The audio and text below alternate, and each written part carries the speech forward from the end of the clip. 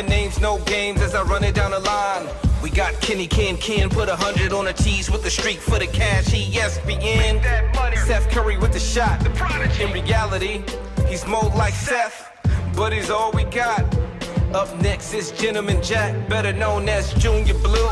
We told him not to do it anyway, but he did what he do.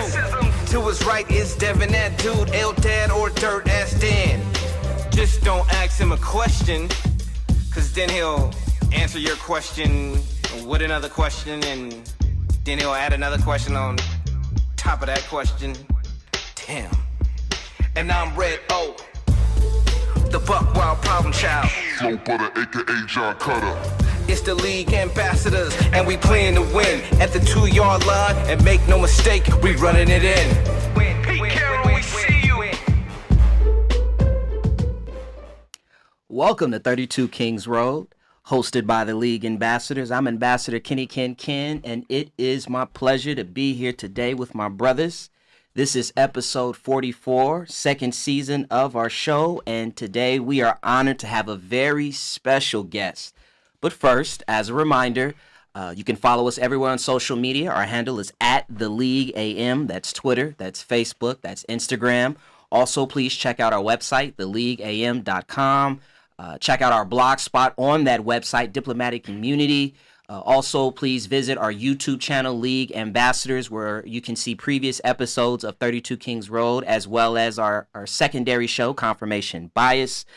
Let's get into the show. I'm super excited to have former Green Bay Packer, all-time leading rusher for UCLA, Get that out. Los Angeles native, pride of Dorsey High School. Currently, he is the community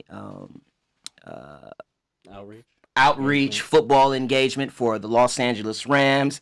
And he's also a diplomat here with us, Mr. Johnathan Franklin. Thank you for coming. Absolutely. Golf clap for him. Love that. And let's get the show going. What you sipping on, sir?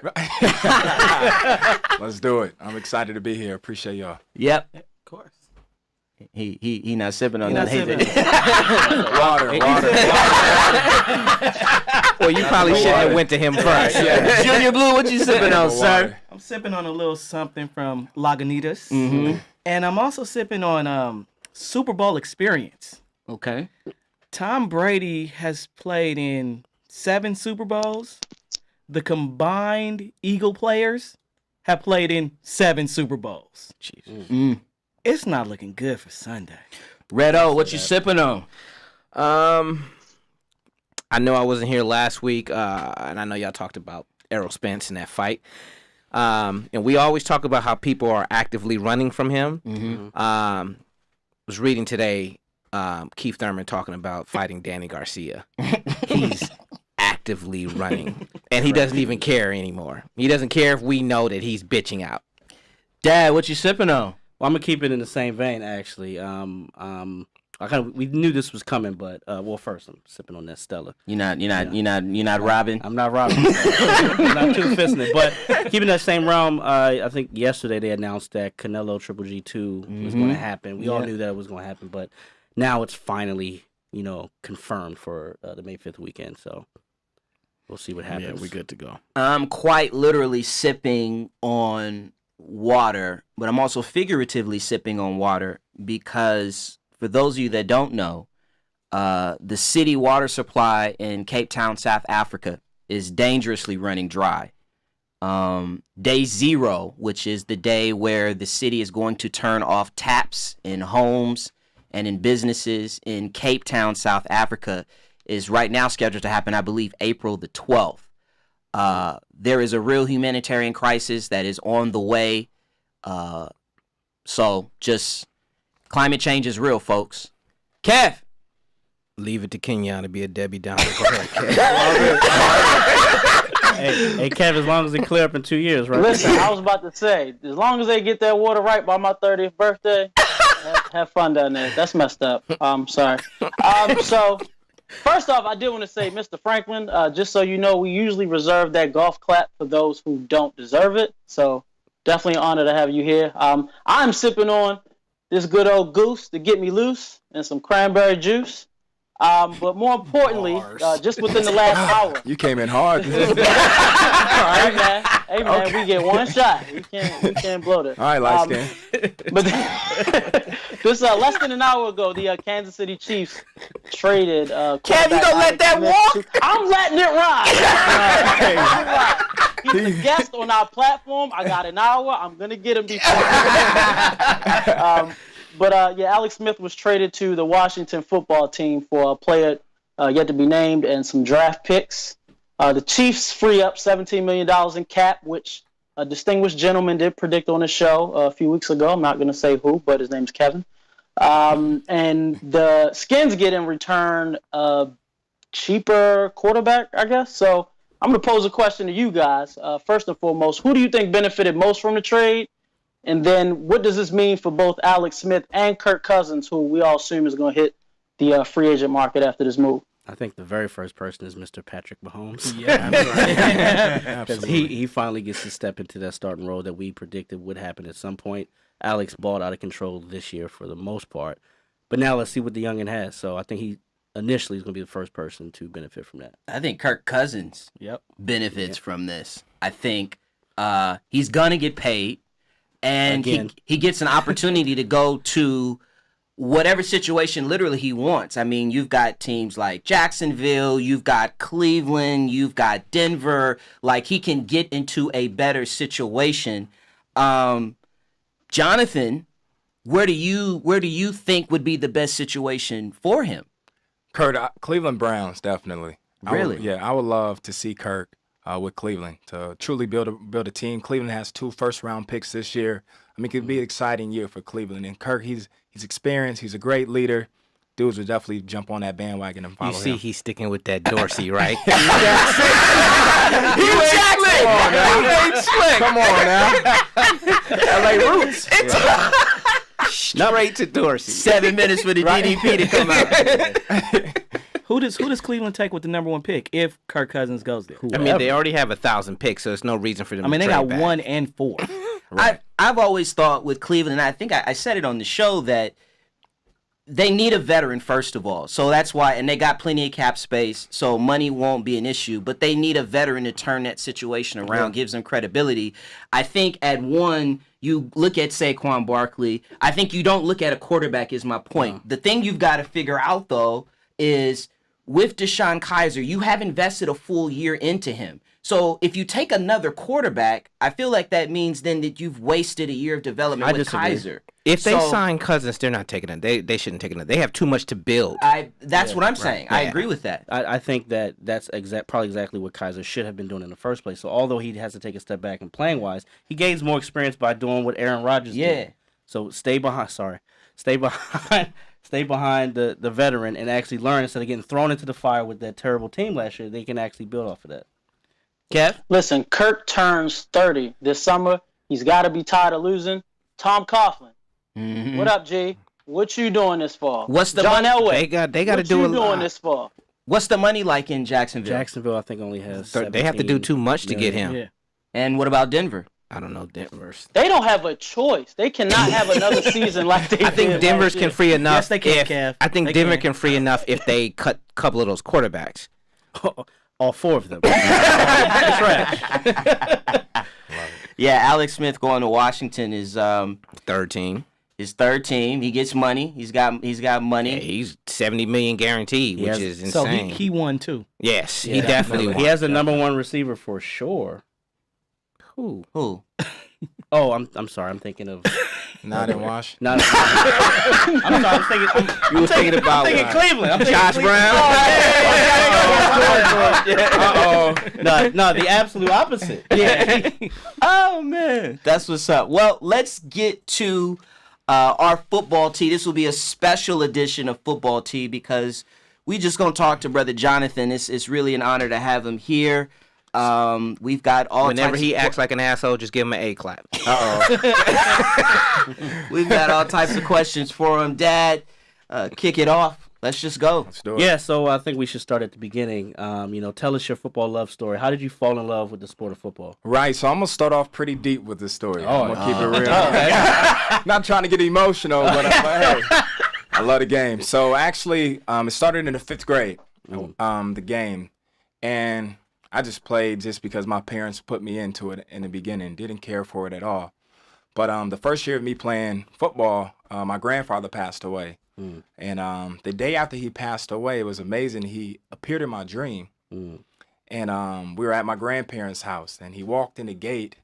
And we were all freaking out. Like, wow, what are you doing? You just died. And then he walked over to me. I vividly remember this. And he said, don't worry, I'm still here. Well, the next day I had football practice. My grandfather passed away at the age of 62.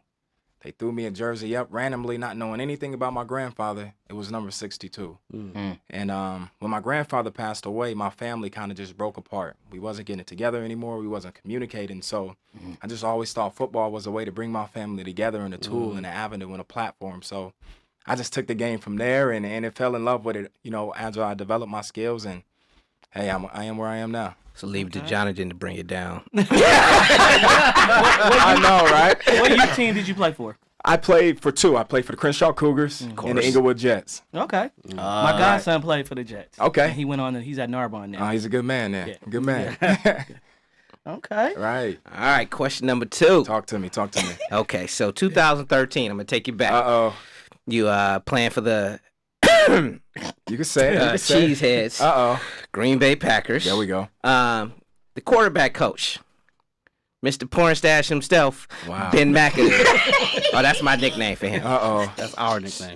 Right, so Talk to me. So, taking what happened this year as seeing him, your time with him, thinking when he got that job, did you see this fuckery coming? Wow. Or were you like, nah, he's going to do a good job? So Ben McAdoo, New York Giants. Let's see. In 2013, the New York Giants was the 28th highest scoring offense, right? Coach McAdoo gets there, 2014, 2015 as an OC. By 2015, they was the 6th highest scores offense in the NFL. It's following your first year as a head coach. In 2016, he's 11-5. First time the Giants been to the playoffs since 2011. I mean, he did a great job. Unfortunately, this year, I mean, it was tons of injuries, suspensions for the New York Giants. You can't point it all at him. There was 3-13. It was tough. You know, Odell Beckham went down. Sterling Shepard had a few injuries. You have Evan Ingram. You know, he battled injuries, you know, on the field, suspended. So it was tough, man. He did what he had to do. So you're not going to answer the question? I had to throw that out there. Let me build, you know, the context. I'm a supporter of him. Full supporter. I had to tell my story. Give y'all a little nuggets if you didn't know. Help you out. Oh shit. But he'll land a job soon. I'm unfortunate what happened to him. Do you think he lost that team though? It seems like it toward the end. You know, benching Eli when he's been a leader.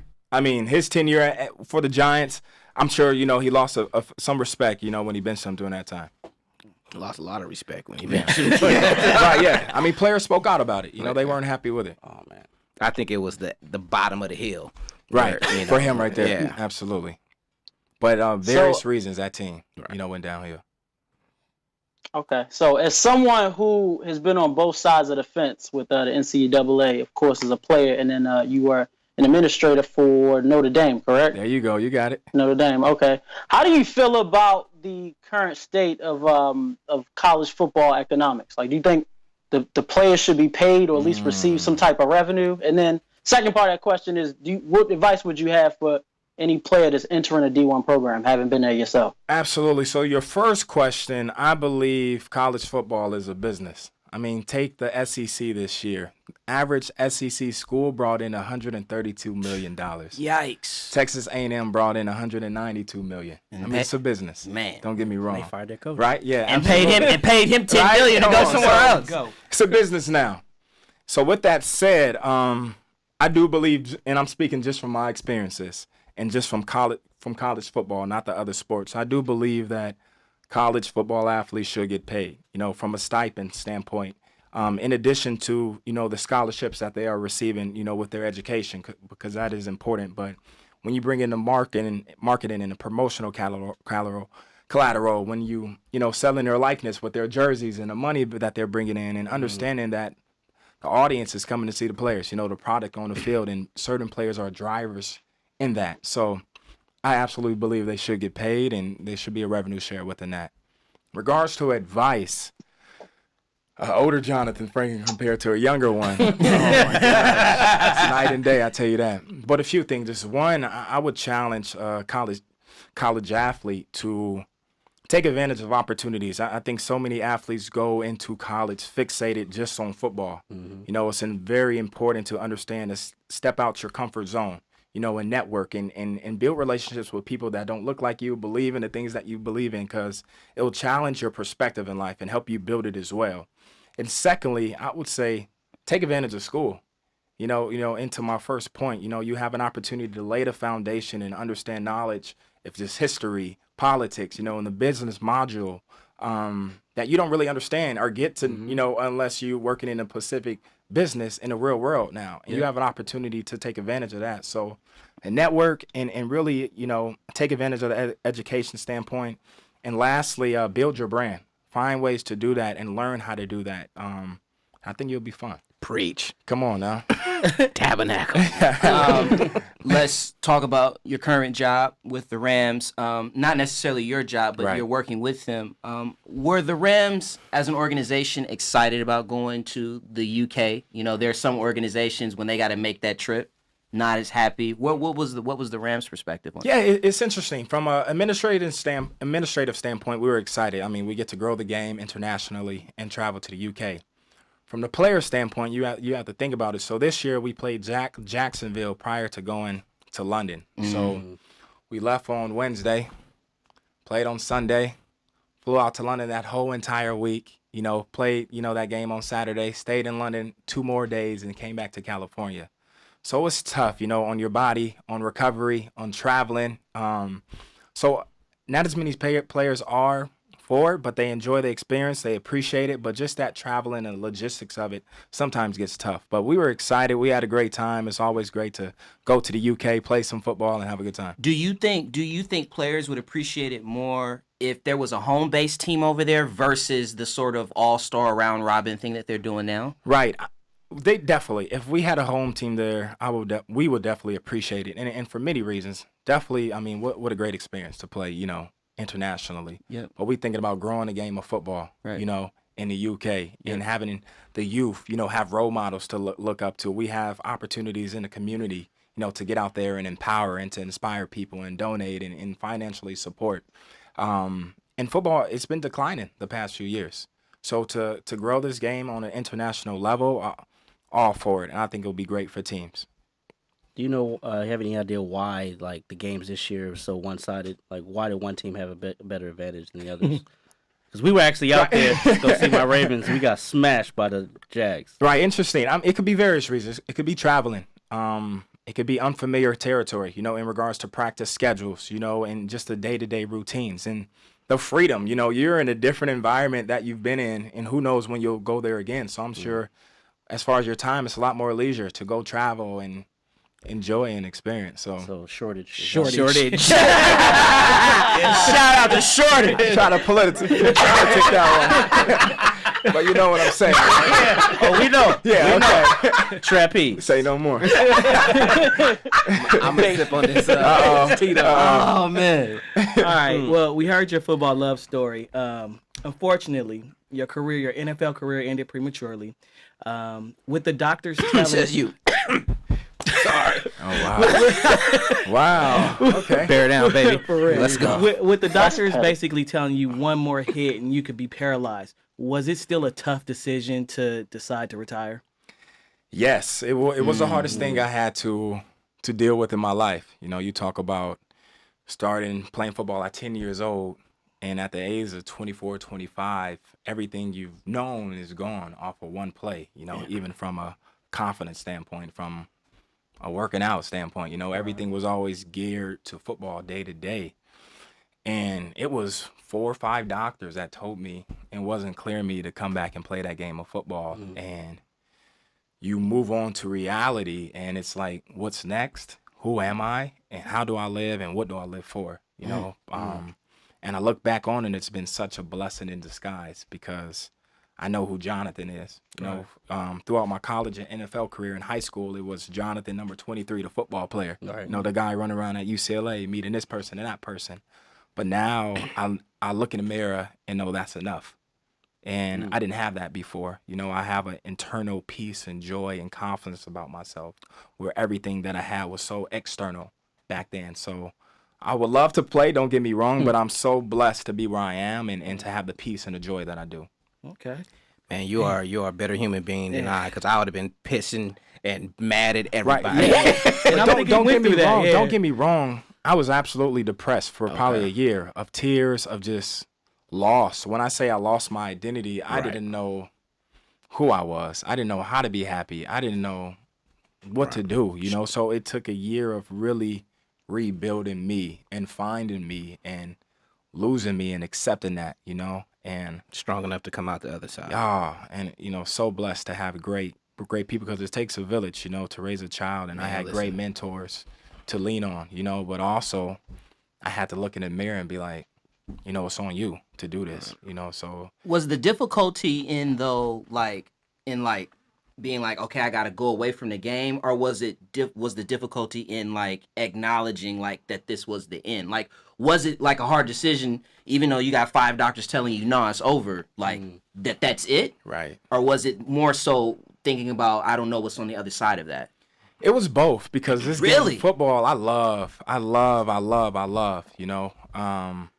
But also was on the other side either. You know, growing up in the inner city of South Central Los Angeles, football was my clutch, you know, as a young man. It was my everything. So when you're growing up in the inner city and you use that and you build off that and thrive off this game, you don't know anything else. And yeah, that unknown, it scared me. And I didn't know at the time how to live within that unknown too, you know? So Right.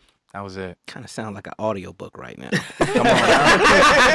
I'm going to take that as a compliment. You know what I'm saying? Smooth sounds and jazz. Come on now. Come on. Quiet Storm with Johnathan Franklin.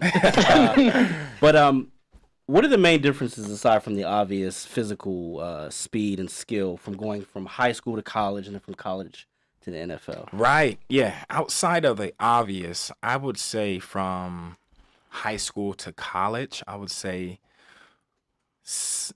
time management and discipline. And I'm going to explain that. In high school, we're going to school Monday through Friday. Yep. You're at school at 8 a.m. You're done at 3 p.m. and you got practice 3 to about 6:30. That's every week, you know? You get to college, you have classes probably Tuesday, Thursday, and you're done at 2 p.m. And you have the opportunity to do whatever you want to do. You have no teachers telling you to come to class. You have your friends that are athletes and non-athletes partying and having a good time. And it's very important to understand the power of time management and balance from your education, from the game, from studying, from just having you time, you know, and discipline to have the power of saying no, you know, and understanding what your priorities are. That's a And- superpower. Come on. Especially in college. Absolutely. But it separates you, you know, and aligning your choices with your goals and your dreams. From the NFL, it's being a student of the game and truly understand, you know, just the day-to-day, you know, intricate levels of football, you know, from studying, you know, players and personnel. I mean, it was a report that Tom Brady was watching Nick Foles' college film, you know, and the defense was, just to understand just his tendencies and how he plays. You know, they really are experts in the game of football. And secondly, I would say learning how to alleviate the pressures of the game of football. I mean, you got to understand, you are getting paid X amount of money. You are clocking in at 9 a.m., done at 2 p.m. You have people reaching out to you that you've met, never known, wanted to have a piece of you. And family. Right, family. You could be cut the next day, the next week, and how to just mentally stay at peace and keep football is not an easy task to do when there's so many more distractions, and even building your brand and want to get signed to this or want to be in that commercial. It's a lot happening, and you have to be a student of the game. You have to be able to just be mentally tough and have self-control. Come on now. Come on now. Come on now. Okay. As the only NFL player from the country of Wakanda, Do you think? Wow. Do you think the players should have supported Colin Kaepernick more? Oh, you know what? Here we go. We're getting real, huh? Holla at Nicole. Prepare me for that. Okay. So let's address the elephant in the room. So the NFL, very diverse league, diverse players, different beliefs, different cultures, different backgrounds. Let me know when real Jonathan shows All right, up, wait, though, wait, okay? wait. Follow me. He gives us the PSA. Hey, let me live. Supporting Colin Kaepernick starts now, in my opinion. You know, you had the players speak out. Everyone understood why Colin took the knee. Now, what are our players doing in their communities? And how many conversations are they having within these police officers, within those in the underserved communities? How many open forums are they talking about progression? You know, anyone could easily speak out. And now if they do nothing, do we still call that support just because they took a knee during the games, you know?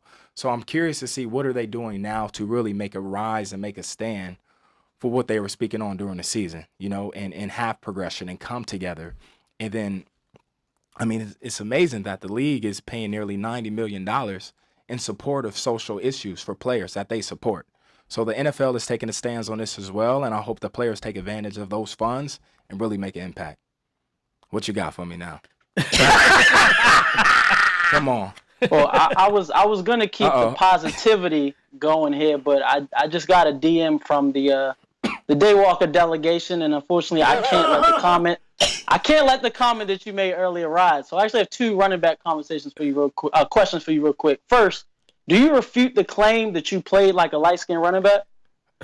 I've never heard that in my life till now. And the second question is, and be honest. That was your first shot. That was weak. It's all right.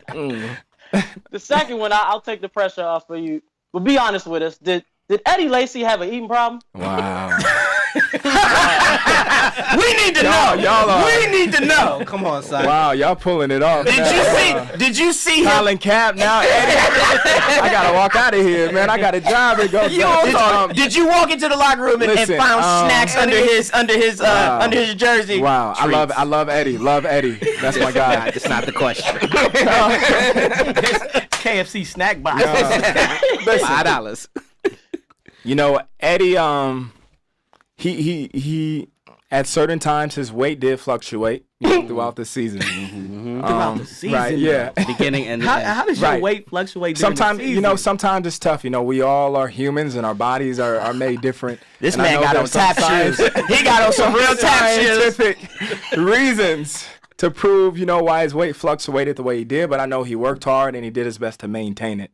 And hopefully he bounces back. I know he had a tough season here in Seattle, but hopefully things progress. All right. Serious. We don't believe you. I wouldn't lie. Come on. All right. Jonathan, where do you see yourself in 10 years? Wow. GM, player personnel, president of player personnel. Where do you see yourself? Yeah, it's interesting. I'm still learning, what that looks like in that end route for me.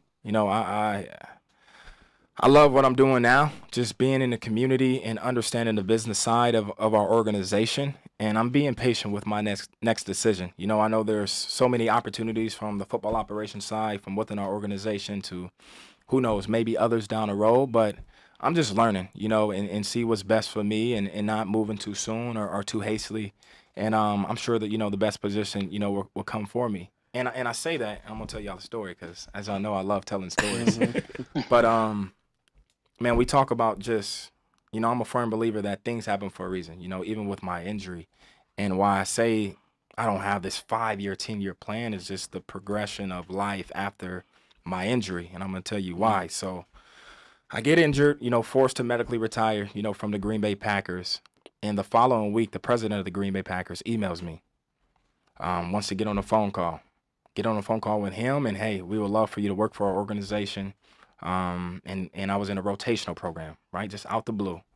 So I'm working for the Green Bay Packers, and I was advised to create a LinkedIn. It's like a professional, networking website. I didn't have a clue what it was at the time, right? But I was like, all right, I'll do it. I created LinkedIn, and then the senior athletic director from Notre Dame just reached out to me out of nowhere. Never met him, never talked to me prior to, and he asked me to give him a phone call. Wanted to learn more about me. Get on a phone call, and they end up flying me out the following Friday, offer me a job on Sunday. I'm working at Notre Dame, took the leap of faith of going out there, and out of nowhere, a year later, the president of the LA Rams texts me. Never met him, never talked to him.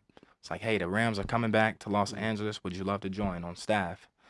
So, like, the power for me, faith is big in my life, you know, and I truly believe we're destined, you know, and being prepared for our next step, you know, or our next calling. So I'm sitting where I'm at, and I'm being patient and learning and growing and networking and doing all I can. I know my Lord, you know, and my faith and my work ethic is going to lead me to where I'm supposed to be next. So yeah. Before you ask the next question, I meant it when I said I was a fan. Right. I remember you saying, my plan is to be mayor. Mayor, absolutely.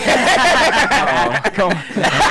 All I'm saying, I know there's progression. Absolutely. But that's a beautiful plan, man. Right. Is it still in the cards? Yeah.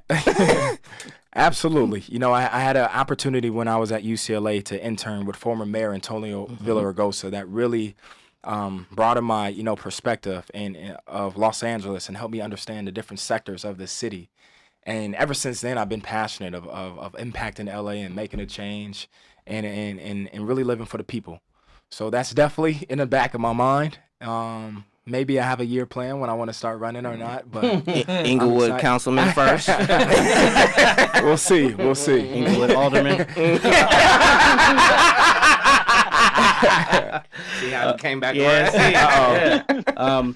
What was the moment that you realized that you can actually really make it in the NFL? Right. Wow. I would say my senior year at UCLA. That late? Really? Wow. Okay. Because when I knew that Because you had to put up 170 on USC. Come on now, say that again. I didn't hear you.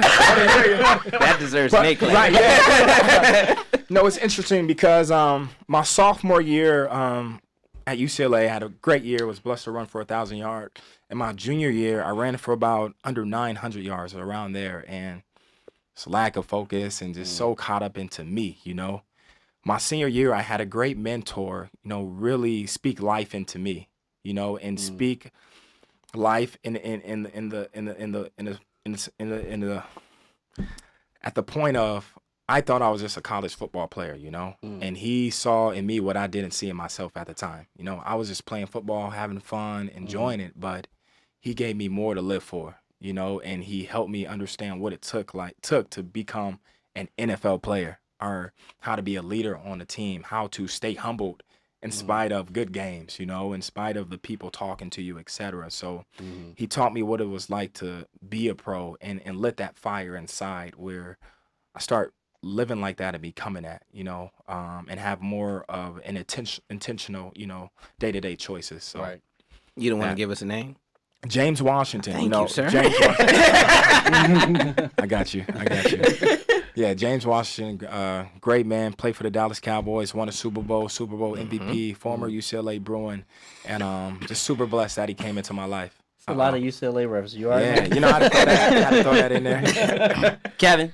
You talked about the process, you know, the discipline to get to a certain level. Right. But can you describe what the week of preparation is like heading into an NFL game? Ooh, right. A lot of film. I tell you that. I mean, from 6 a.m. to about 2 p.m., you're clocking in, clocking out. You're in the office.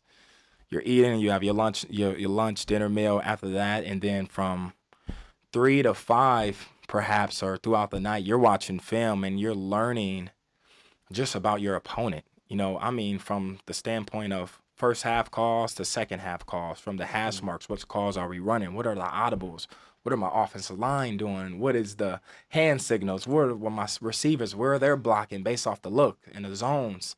What fronts to understand? You know, how are the safeties, their movement? How are they tipping off the coverage? So it's really understanding when I said earlier, you got to be a student of the game. And that's what separates a good player from a great player within that league. I mean, everyone's working hard. And then even within practice, you can only practice a certain amount of hours. So just film study is really day-to-day, you know, from that prep part. How good would Michael Vick have been if he had watched film? Wow. No, hey, no filters, huh? Where my dog's at? Where the dogs at? That's awesome. That's funny. That's low. I love Mike Vick. And he passed. And he punted. And he punted. And he punted. Did it all. Let's stay with Michael Vick. Not literally Michael Vick, but who is the best player that you've played against? Ooh, I would say in the NFL, correct? Yep. I would say Tyrann Mathieu or Patrick Peterson. Wow. From Okay. a standpoint of just consistency throughout the game and aggression and being around the ball every play. Huh. Both LSU guys, right? Right. They're great players. Great players. I mean, I played against, practices against Clay Matthews, Yeah. at his prime, Uh-huh. No shot. Man. No shot. No shot.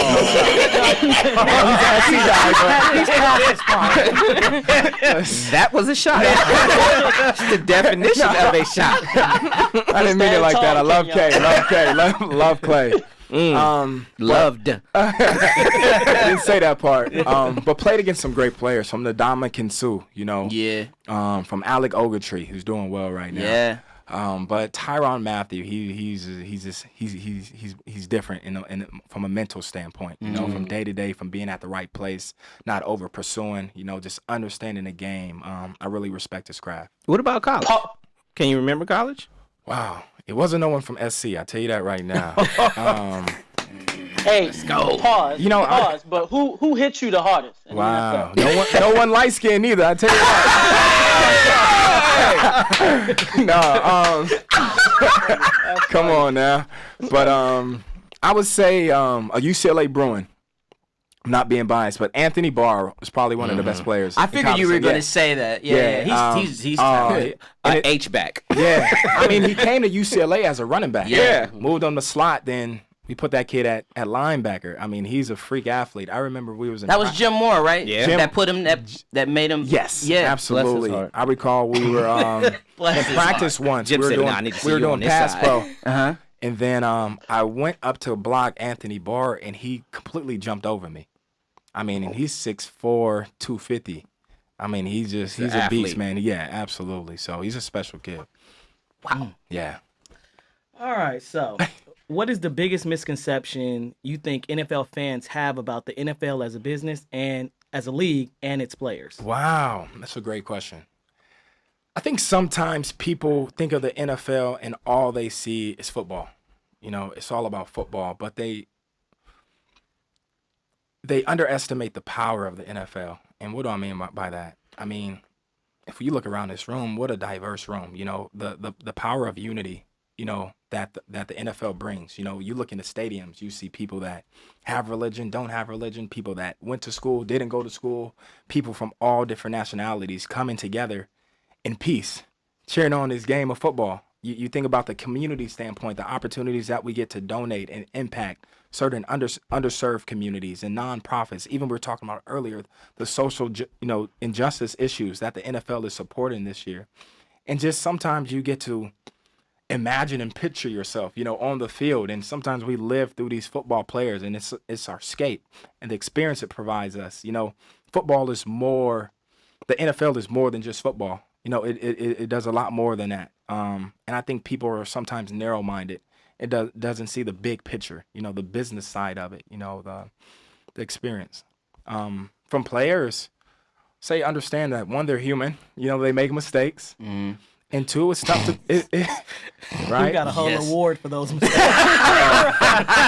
Come on. Bootbaggers. Yeah, but also it's tough being an NFL player, to be that role model and to be consistent and to stay focused on this game. I think at times they should receive a lot more credit than they do. They are great citizens, majority of them, with the amount of money that they get, the amount of attention that they receive as well. I mean, they represent the league, in an exceptional way. So I think they deserve more credit sometimes. Right. So watching the game this year, Rams. Yeah, I like that. I see the little VIP section on the field level. Snoop was out there, right? Yes, he was. The VIP field level suites. I think I know where we're going. A little birdie. Next. A little birdie. I'm just saying, a little birdie told me you was the man to talk to about getting the league ambassadors passes to the field level VIP suites. Okay. Because, community outreach. Absolutely.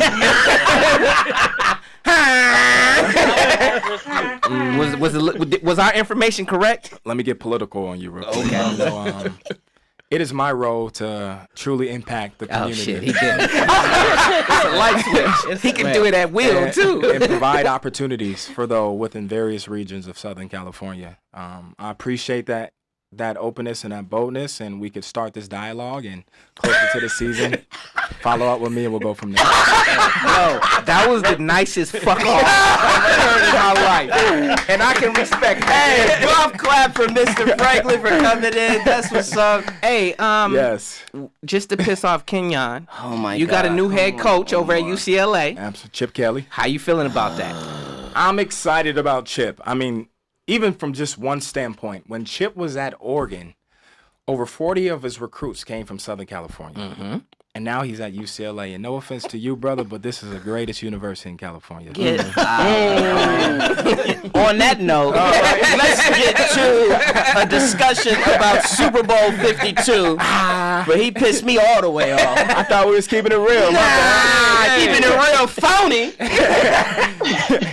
All right. So as we all know, Super Bowl 52, the big game is this Sunday. We've got the New England Patriots of the AFC going against the Philadelphia Eagles of the NFC.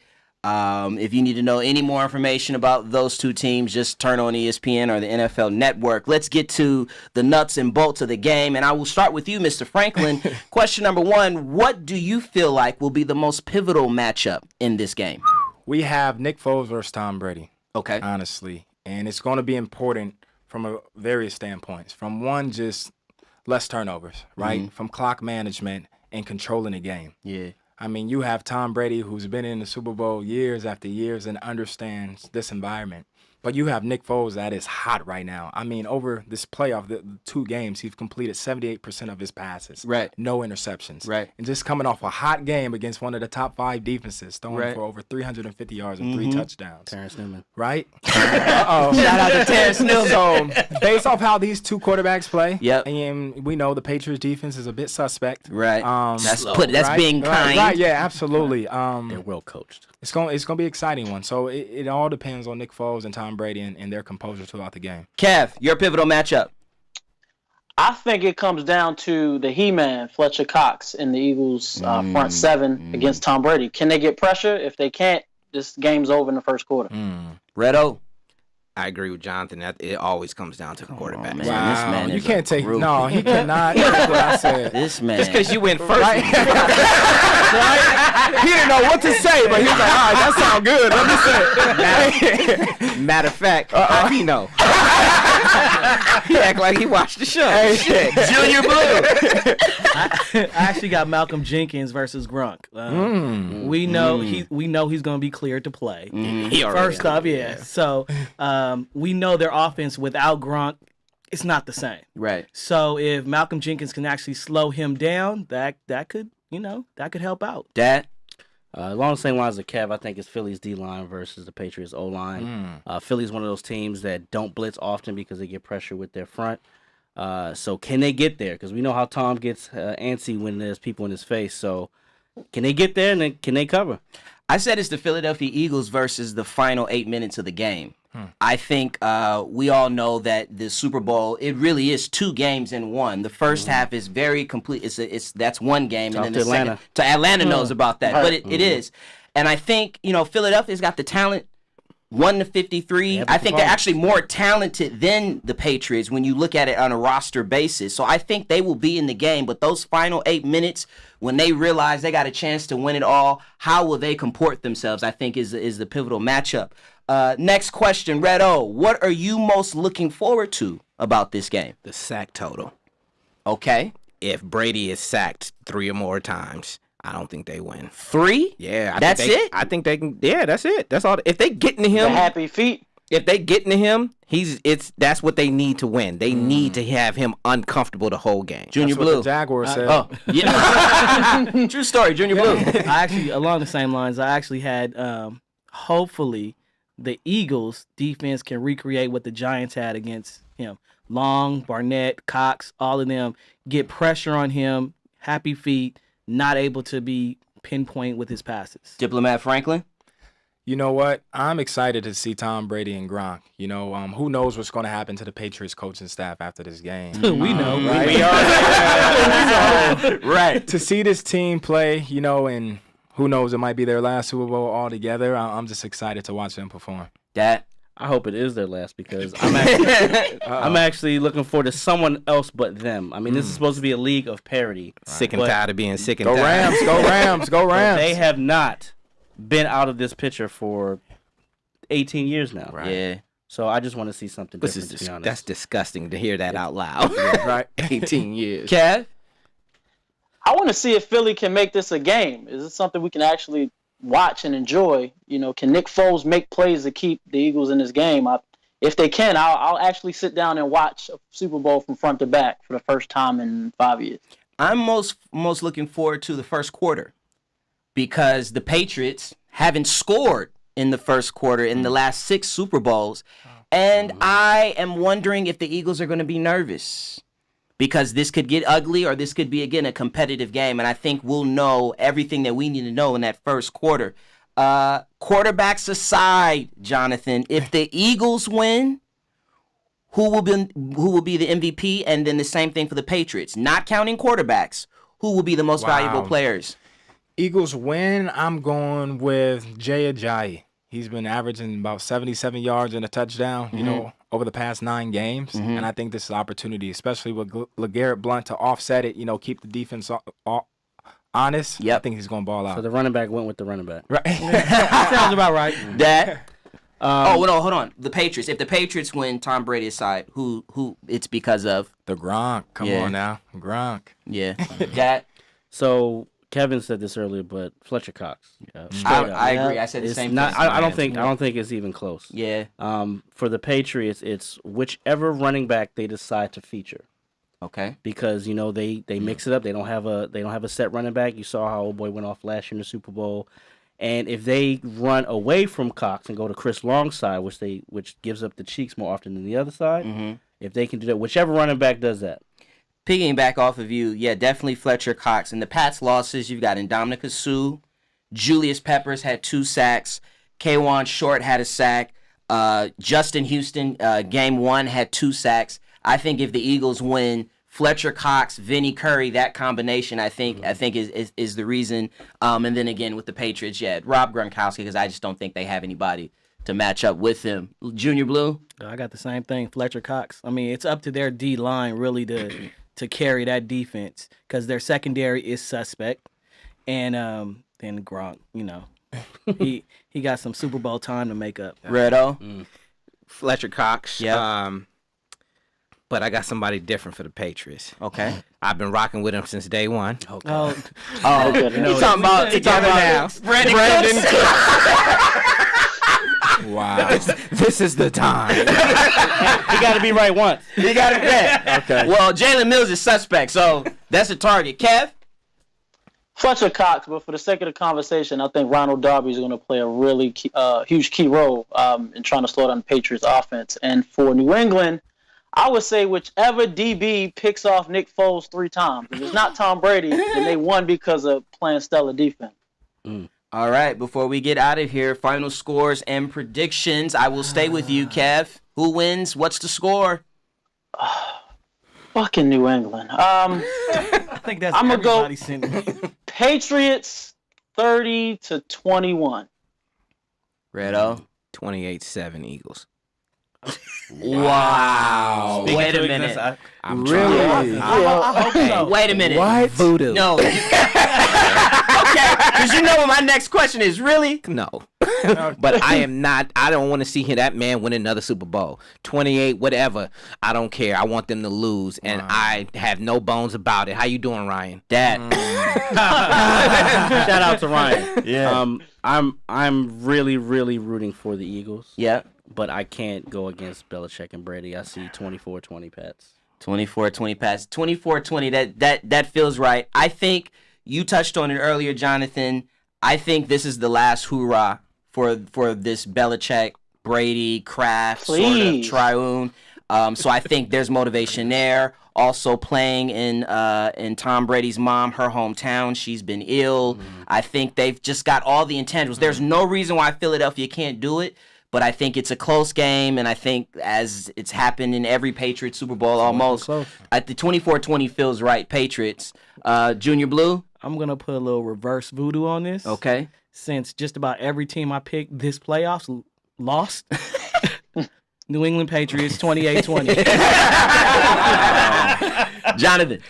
Patriots, 27-20. 27-20. Yeah. All right. Well, first of all, man, golf clap for Mr. Jonathan Franklin. Thank you. Thank you, sir. For coming in. It was a pleasure talking to you. Yes, sir. Before we get out of here, anything you want to shout out, what you working on, what's your social media handles, how can people reach out to you? Absolutely. JFrank2308. Appreciate you all, league ambassadors, having me on this show. This is great. Yep. Let's keep growing the game, and having some excitement for the fans. But thank you so much. All right. Well, we will see you next week. Will be our final show for this particular season. Hold on. We do have something. We do have something for you. Diplomat. In your UCLA colors. Hey, come on now. In your UCLA Come colors. on now. We doing it right. Hey, we good now. I'm all good. I'll come back. Thank you for coming. Please come back. Absolutely. New outfit though for you. That corner and gold got to go. That's all. That's all. He can wear Chargers blue and gold. There you go. Can't wear that either. All right, let's get it out of here. And thank you for visiting 32 Kings Road. As a reminder, follow us everywhere on social media. Our handle is @TheLeagueAM. That's Twitter, that's Facebook, that's Instagram. Visit our website, theleagueam.com, our YouTube channel, The League Ambassadors. We will see you next week. Cheerio. Dilly Seven dilly. names, no games as I run it down the line. We got Kenny Ken put 100 on a tees with the streak for the cash. ESPN. Seth Curry with the shot. In reality, he's more like Seth, but he's all we got. Up next is Gentleman Jack, better known as Junior Blue. We told him not to do it anyway, but he did what he do. To his right is Devin, that dude, Eldad or Dirt Ass Dan. Just don't ask him a question, cause then he'll answer your question with another question, and then he'll add another question on top of that question. Damn. And I'm Red O, the Buck Wild Problem Child. Flow butter, aka John Cutter. It's the league ambassadors, and we playing to win at the 2-yard line. And make no mistake, we running it in.